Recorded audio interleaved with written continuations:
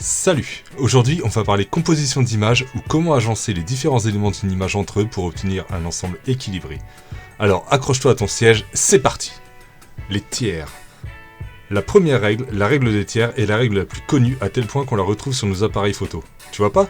Mais si, ce fameux quadrillage avec 2 lignes horizontales et 2 lignes verticales qui divisent ton écran en 9 rectangles. Eh bien, cette règle des tiers vise à obtenir un équilibre dans ton image en alignant les éléments sur ces lignes. Par exemple, pour un paysage, on peut caler la ligne d'horizon sur une des lignes horizontales.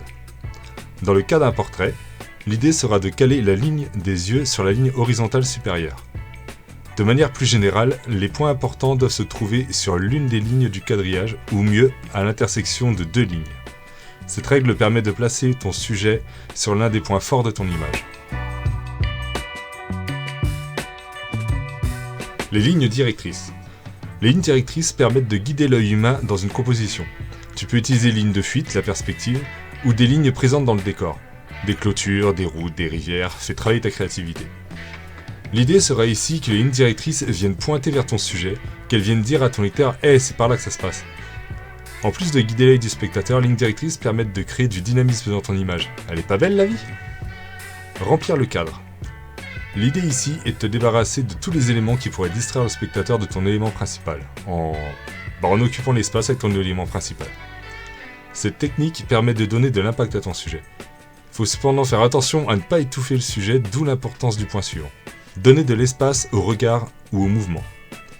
Si la règle remplir le cadre te dit de faire en sorte que ton sujet remplisse le cadre, notez la logique du nom de la règle, une erreur à éviter sera d'étouffer ton sujet en le cadrant trop serré.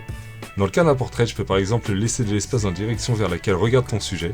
Ça invitera le spectateur à s'imaginer où se porte le regard de ton personnage. Si tu souhaites au contraire donner une impression d'étouffement ou d'enfermement, alors ne suis pas cette règle. Dans le cas d'une course, c'est la même idée. En laissant de l'espace dans la direction vers laquelle se dirige ton ou tes sujets, tu invites le spectateur à s'imaginer l'espace qui reste à parcourir à ton ou tes sujets. La symétrie. Cette règle contredit celle des tiers puisqu'elle t'invite à placer ton sujet dans une composition symétrique.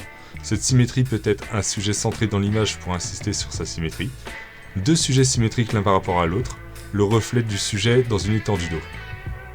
Le cadre dans le cadre. Ici tu vas pouvoir utiliser des éléments du décor comme un trou, une porte, une arche ou des branches pour créer un cadre autour de ton sujet. L'idée est de guider l'œil du spectateur vers ton sujet en créant de la profondeur dans ta composition. Les motifs. La répétition de motifs, que ce soit des lampadaires, un alignement de peau ou encore une grille, est plaisante à regarder. C'est d'autant plus intéressant lorsque cette répétition est brisée par ton sujet, qui tel le vilain petit canard viendra immanquablement attirer l'œil du spectateur sur cet élément qui vient perturber ce sentiment de régularité. La règle de l'impair. Alors là, il s'agit d'une règle dont j'ai entendu parler dans la composition de jardin japonais. Oui, j'aime jardiner, je te raconte ma vie. Bref, on s'en fout. Cette règle dit qu'il est plus agréable d'avoir un nombre impair d'éléments. Dans ce cas, ça signifie qu'il est plus agréable d'avoir un nombre impair de sujets dans ta composition, par exemple, un groupe de 3 personnes, un escadron de 5 avions, enfin t'as saisi l'idée. Montrer l'échelle. Parfois, il est important de donner une idée de la taille de ton sujet. Par exemple, quand j'étais gamin, moi je te raconte encore ma vie, j'adorais les dinosaures. Il n'était pas rare de voir à côté d'illustrations de ces animaux depuis longtemps disparus, un homme de taille moyenne qui permettait de se faire une idée de la taille du dinosaure. Tu as compris, l'idée est d'inclure à ta composition un ou des éléments bien connus du public pour permettre au spectateur d'appréhender la taille de ton sujet. Les silhouettes. En plaçant ton sujet à contre-jour, tu permets à ton sujet de se confondre avec son environnement direct. En transformant ton sujet en silhouette, tu peux cacher son identité, ce qui permet de créer une atmosphère mystérieuse voire inquiétante. On a tous en tête l'image d'un personnage dont on ne perçoit que la silhouette dans le cadre d'une porte par exemple. Bref, tu as compris. L'idée est de piocher parmi ces règles celles qui serviront le propos de ton illustration. Tu peux les combiner, en briser quelques-unes. Amuse-toi tant que ces choix permettent de guider le spectateur là où tu veux l'amener. Avant de partir, surtout, oublie pas de lâcher un petit pouce bleu, de t'abonner, ça fait toujours plaisir.